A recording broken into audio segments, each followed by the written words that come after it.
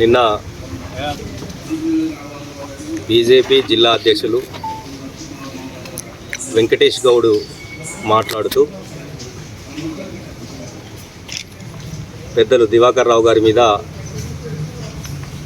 అవగాహన లేనటువంటి బస లేనటువంటి అలాగే బీఆర్ఎస్ పార్టీ మీద విజిత్ గారి మీద చేసినటువంటి ఆరోపణల్ని కార్పొరేషన్ బీఆర్ఎస్ పార్టీగా తీవ్రంగా ఖండిస్తున్నాం. ఎందుకంటే అసలు బీజేపీ పార్టీకి కానీ ముఖ్యంగా వెంకటేశ్వర్ గౌడ్కి కానీ ఈ నియోజకవర్గం కానీ ఈ జిల్లా తరపున మాట్లాడే అర్హత కూడా వాళ్ళకు లేదని నేను తెలియజేస్తున్నాను. ఏ రోజు కూడా ఈ మంచిర్యాల నియోజకవర్గాన్ని కానీ ఈ జిల్లాను పట్టించుకున్నటువంటి బీజేపీ నాయకులు పదే 20 సంవత్సరాలు ఉన్నటువంటి దివాకర్ రావు గారు ఏం చేసిండ్రు అని చెప్పి ఊత దంపుడు ఏదైతే ఉపన్యాసాలు ఇస్తుండ్రో వారికి నేను విజ్ఞప్తి చేస్తున్నా, సవాల్ చేస్తున్నా. మీకు తీరికుంటే ఒక్కరోజు కాదు, వారం రోజులు టైం పడుతుంది నియోజకవర్గంలో. అప్పుడు 99 ఉన్నటువంటి కాసిపేటతో సహా జన్నారతో సహా నియోజకవర్గం అనుకోండి. తర్వాత ఏర్పడ్డటువంటి తాళ్ళపేట నుంచి తాళ్ళపల్లి వరకు ఏదైతే ఉన్నదో ప్రతి గ్రామంలో దివాకర్ రావు గారు కావచ్చు, అప్పుడు ఉన్నటువంటి వారి నాయకత్వంలో నడిచినటువంటి వ్యవస్థ కావచ్చు, మీరు కళ్ళు గిట్ట కనబడపోతే కళ్ళద్దాలు తెచ్చుకొని ఎంతమంది వస్తారో రండి నా ఎంబడి. ఒక వారం రోజులు టైం తీసుకుందాం. ఒక పేపరు ఒక డైరీ పట్టుకోండి. ఎన్ని వందల వేల కోట్ల డెవలప్ జరిగిందో మీ కళ్ళకు కట్టే విధంగా చూపెట్టే బాధ్యత బీఆర్ఎస్ పార్టీ దివాకర్ రావు గారి నాయకత్వంలో ఇక్కడ తీసుకుంటాం, విజితరావు గారి సారథి. అంతేగాని ఏమి చేయలేని దద్దమ్మ లెక్కల మీరున్నారు కదా, మాది బాగా ఇంత పొడుగు నడుతుంది దేశంలో ప్రపంచంలో మేము వెళ్తున్నామని అంటారు కదా. మరి 12.5 సంవత్సరాలలో మీరు ఎలగబెట్టింది మంచిర్యాలకని నేను సూటిగా ఈ జిల్లా అధ్యక్షులను అడుగుతున్నా. ఏ రోజన్నా మంచిర్యాల ప్రజల కోసం కానీ మంచిర్యాల రైతాంగం కోసం కానీ మంచిర్యాల కష్టాలు వచ్చినప్పుడు కానీ మీరు ఏ రోజన్నా మీరు కానీ రఘునాథ్ గారు కానీ ఇక్కడ ఉన్నారా? మీరు ఇక్కడ లేకముందే మీ నాయకుడు అమెరికాలో ఉన్నప్పుడే, దివాకర్ రావు గారు ఎమ్మెల్యే అయినప్పుడే, 99లో గెలిచిన తర్వాత ఇక్కడ ఉన్నటువంటి రాష్ట్ర పరిస్థితుల దృష్ట్యా అన్నీ అప్పుడున్నటువంటి సందర్భాలలో గౌరవ దివాకర్ రావు గారు ముఖ్యంగా రైతుల కోసం ఆలోచించి ముల్కాల నుంచి చెల్లంపేట వరకు దాదాపు 5,000 మందితోని పాదయాత్ర చేసి అక్కడే దీక్ష చేసినటువంటి సందర్భం ఇక్కడ ఉన్నటువంటి రైతులు మర్చిపోరు. మీకు తెలియకపోతే తెలుసుకోవాల్సిన బాధ్యత మీ పైన ఉన్నది. అదే కాకుండా పదే మీరు మాట్లాడతారు. మేము గర్వంగా చెప్తున్నాం, ఈరోజు తెలంగాణకే బ్రాండ్ అంబాసిడర్గా ఉన్నటువంటి ఎల్లంపల్లి ప్రాజెక్టు సాధించినటువంటి ఘనత అప్పుడున్న ఎమ్మెల్యేగా దివాకర్ రావు గారికి దక్కుతుంది. మీరు ఏ దీక్ష చేసిండ్రు, ఏ పాదయాత్రలు చేసిర్రు ఎల్లంపల్లి కోసం అని మాట్లాడుతున్నారు. అసలు మీకు అవగాహన ఉంటాయి కదా. అప్పుడు రాష్ట్రంలో ఉన్నటువంటి రాజశేఖర్ రెడ్డి గారు వచ్చిన తర్వాత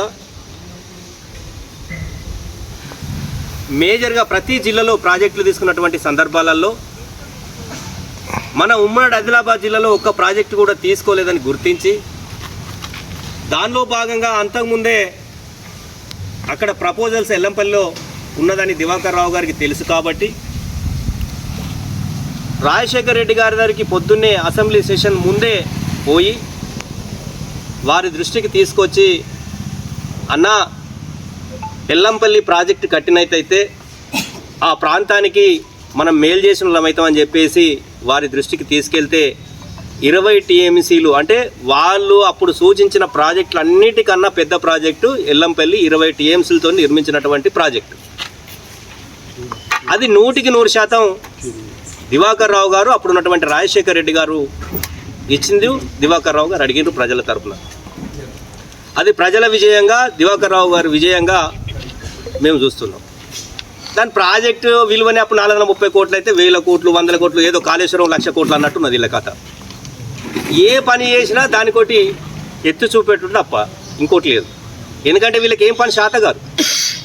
అన్ని ఆదానికి అంబానికి అప్ప ఎప్పుడు తప్ప ఈ దేశాన్ని ఎమోషనల్ ఫీల్స్ తప్ప బీజేపీ వాళ్ళకి మతాలు చెప్పి బతుకుడు తప్ప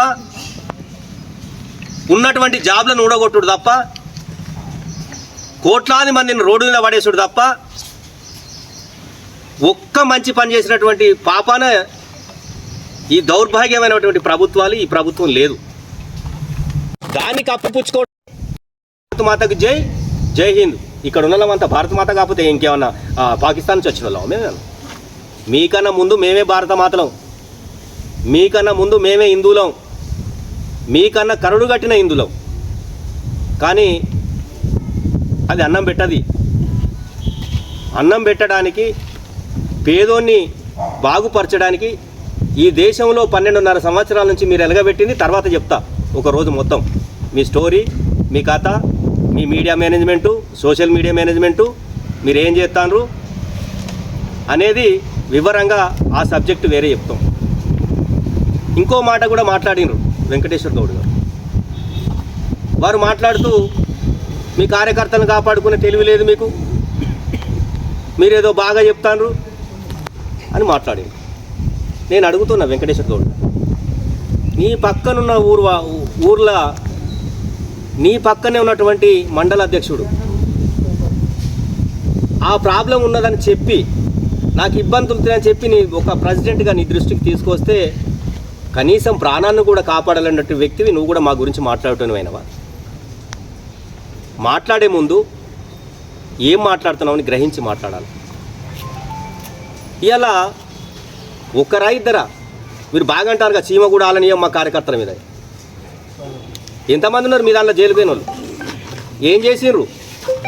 ముసుగు కప్పిరు కదా ఒక ప్రధాన కార్యదర్శిని స్టేషన్ తీసుకుపోయి ముసుగు కప్పితే కూడా నువ్వు ఏడవన్నావు. అప్పుడు మీ నాయకులు ఏడవన్నారు, కనీసం నిలదీసి అడగలేదు కదా.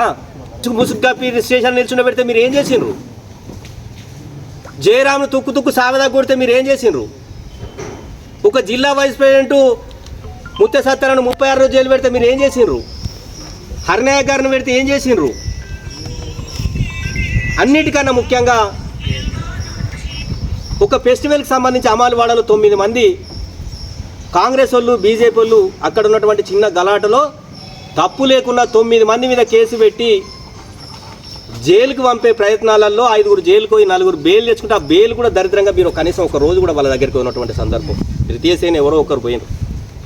మీరు ఇంకా మాట్లాడతారు మా పార్టీ గురించి, మా దివాకర్ రావు గారి గురించి. అసలు మీకు ఆ స్థాయి ఉందా? దివాకర్ రావు గారి గురించి 50 సంవత్సరాలు అత్త కొడితే మీకు 50 ఏళ్ళు ఉన్నాయో లేవో నాకు తెలియదు.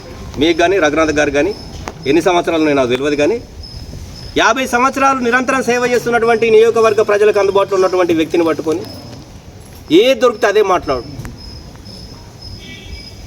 ఇవన్నీ సమాధానం చెప్పాలి వీళ్ళందరూ. మరి బీజేపీ వాళ్ళ లేకపోతే ఏమన్నా మీ లెక్కల పేడ్ ఆర్టిస్టులు అయితే కాదన్న. చాలామంది పేడ్ ఆర్టిస్టులు ఉన్నారు మీ దగ్గర, అది మీరు గమనిస్తలేరు.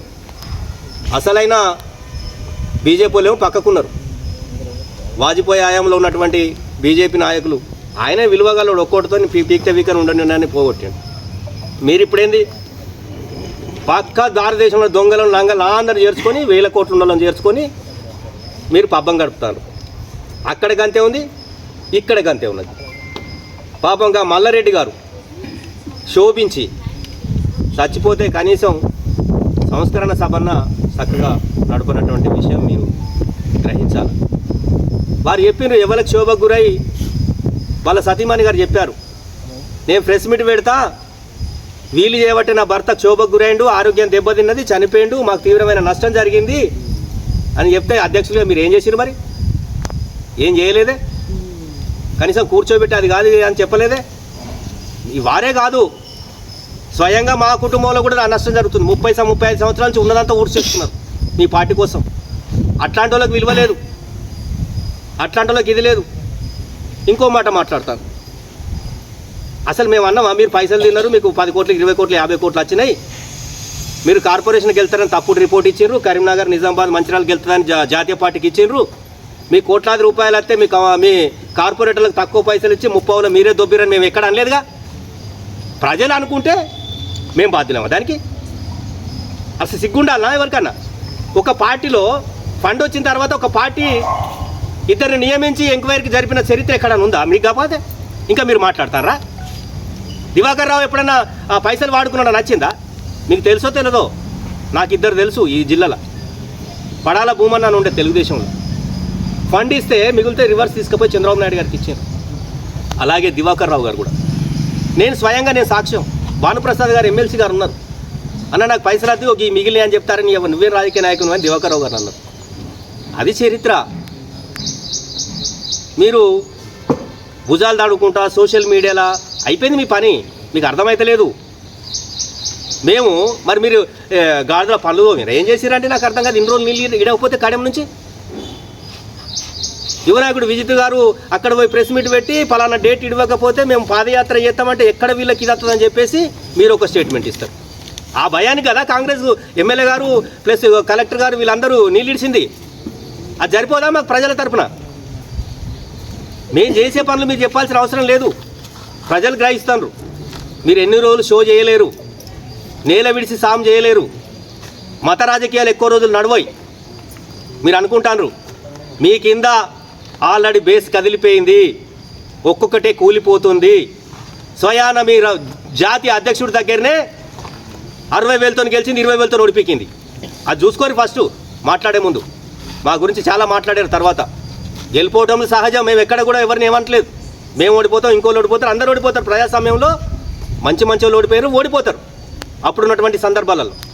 అంతేగాని మీ ఇష్టం వచ్చినట్టు దివాకర్ రావు గారు నానుడు, ఇంకో గారు నానుడు, ఇది పద్ధతి కాదు. పద్ధతి చేంజ్ చేసుకోవాలా. మీరు ఎట్లుందంటే స్వయాన కాంగ్రెస్కు వత్తాసు పలుకున్నట్టు ఈ నియోజకవర్గంలో. వెంకటేష్ గౌడ్ గారిని జిల్లా అధ్యక్షులు గారిని నేను అడుగుతున్నా, అసలు కేసులు చూపెడతావా? గంజాయి కేసులు కానీ ఏది కానీ మా ప్రభుత్వంలో కానీ దేనిలన్నా మీరు మాట్లాడారు కదా ఆ రోజు ఉన్నాయని, ఏదన్నా చూపెడతారా? మరి ఇప్పుడు గడ్డి విప్తారా? మిమ్మల్ని అంటారు గంజాయి ఉన్నాయి అన్నీ ఉన్నాయి, మీరు ఏం చేస్తారు? సరే మాకంటే మేము చిన్న పార్టీ, మేము అధికారంలో, మీరు జాతీయ నాయకులు జాతీయ స్థాయిలో ఉన్నారు కదా, మీకు ఒక కేంద్ర హోమ్ మినిస్టర్ గారు కూడా ఉన్నారు కదా, మీరు ఏం చేస్తారు? అది చెప్పరు. మీరు ఏం కంట్రోల్ చేస్తున్నారు? మాట్లాడితే ఫ్లైఓవర్ అంటారు. 12 సంవత్సరాల నుంచి మీరు ఏం చేస్తారని అడుగుతాను నేను. మీరు చెప్పచ్చు కదా, సెంట్రల్ మీదే కదా, ఓ 2 ఫ్లైఓవర్లు వేయచ్చు కదా, ఎందుకు ఎత్తలేరు? ఫస్ట్ ఫ్లైఓవర్ శాంక్షన్ అయితే అక్కడ పోయి నిల్చొని ఫోటోలు దిగి మేమే శాంక్షన్ చేయించినామని చెప్పారు. అది క్యాన్సల్ కాగానే దివాకర్ రావు గారు క్యాన్సల్ అయింది.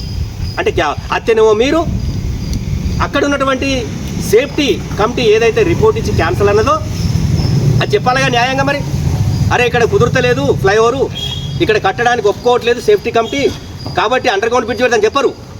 ఏం చెప్తారు? అత్తేనేమో వాళ్ళు చేసినట్టు, పోతేనేమో దివాకర్ రావు గారు. ఇలా హైదరాబాద్ నుంచి మొదలు పెడితే నాగపూర్ దాకా ఇంత అండర్ బ్రిడ్జ్ ఎక్కడన్నా ఉందా? అది ఎవరు తెచ్చారు? కనబడతలేదా? కళ్ళకి అది కనబడతలేదా మీకు? తెత్తేనేమో మీరు, తేకపోతేనేమో మేము. నేను సూటిగా అడుగుతున్న 12.5 సంవత్సరాల నుంచి కేంద్రంలో అధికారంలో ఉన్నటువంటి మీ పార్టీ 8 మంది ఎంపీలు, 2 మినిస్టర్లు, మీరు ఈ మంచిర్యాలకి ఏం సాధించారు అని అడుగుతున్నా. నేను సన్నబియ్యంలో వాటా ఉన్నది, లేకపోతే ఇంకో స్కీమ్లో మాది ఉన్నది, 16వ ఆర్థిక సంఘం ఏంది, ఇది కాదు మీరు చెప్పేది. అది మేము 52 రూపాయలతో మీరు 30 రూపాయలు 20 రూపాయలు ఇస్తారు. అది మేము ఇంకా దాని దలుచుకోలేదు. స్పెషల్గా మీరు ఏం తెచ్చారని అడుగుతున్నా. మీరు ఏంటి 2 ఫ్లైఓవర్లు అవసరం మంచిర్యాలకి. సరే మీకు అది శాత కాకపోతే కనీసం ఈ ఫ్లైఓవర్ అని ఎక్స్టెన్షన్ చేయండి. అది శాత కాదు. రైల్వే మినిస్టర్ మావాడు ఉన్నాడా?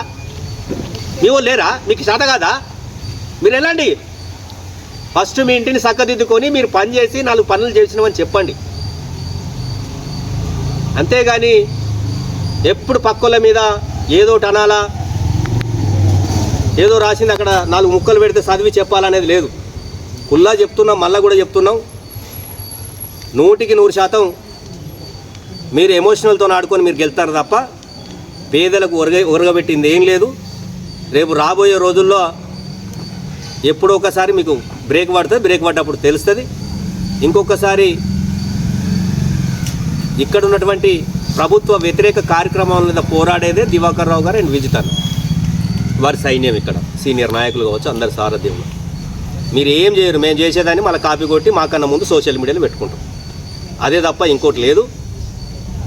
నిజమైన కార్యకర్తలు ఎవరైతే ఉన్నారో వాళ్ళ శోభ మీకు తగులుతుంది ఫస్ట్. మీకు అది గుర్తించుకోవాలని జిల్లా అధ్యక్షుల్ని కోరడం జరుగుతుంది. మీరు అంటారు కావచ్చు రేపు పొద్దుగాల ఆయనకి ఏముందా, ఏం పదవి ఉంది, జిల్లా అధ్యక్షుని విమర్శిస్తాడా అనొచ్చు. మీరు జిల్లా అధ్యక్షుడు కాదు, మాకు అవకాశం ఉంటే రాష్ట్ర అధ్యక్షుడు అంత ఎక్స్పీరియన్స్ ఉన్న అందరికీ ఇక్కడ, ఒక్క నాకుని కాదు. దురదృష్టం కొంతమందికి వస్తుంది, కొంతమందికి రాదు. కాబట్టి ప్రజలకి ఏదైతే మంచి చెడో ఆ చేసేదానిలో బీఆర్ఎస్ పార్టీగా విజితన్న గారి నాయకత్వంలో ఇక్కడ ముందుంటాం. సమిష్టిగా ఒక ప్రతిపక్ష పార్టీగా సమిష్టిగా కొట్లాడాలి. మీరు అధికార పక్ష పార్టీతో కలిసి మా మీద దాడి చేస్తామంటే మీ బలహీనత మాకు అర్థమైంది. ఎందుకంటే వీళ్ళను బీఆర్ఎస్ వాళ్ళని ఇక తట్టుకున్న తట్టలేదు. కేసీఆర్ గారి నాయకత్వంలో ఎక్కడ పోయినా కూడా, కేటీఆర్ గారి సారథ్యంలో రాష్ట్రంలో ఎవరిని మెసలిచ్చినా కూడా సారు కారు అంటారు తప్ప ఇంకోటి లేదనేది మీకు గ్రహించారు. మీకు 8 కాదు 0 గుండు 0 రాసుకోండి. ఆ 8 లేదు, ఈ 8 లేదు రాష్ట్రంలో. వీళ్ళ గుండు 0, వాళ్ళకు 2, 3.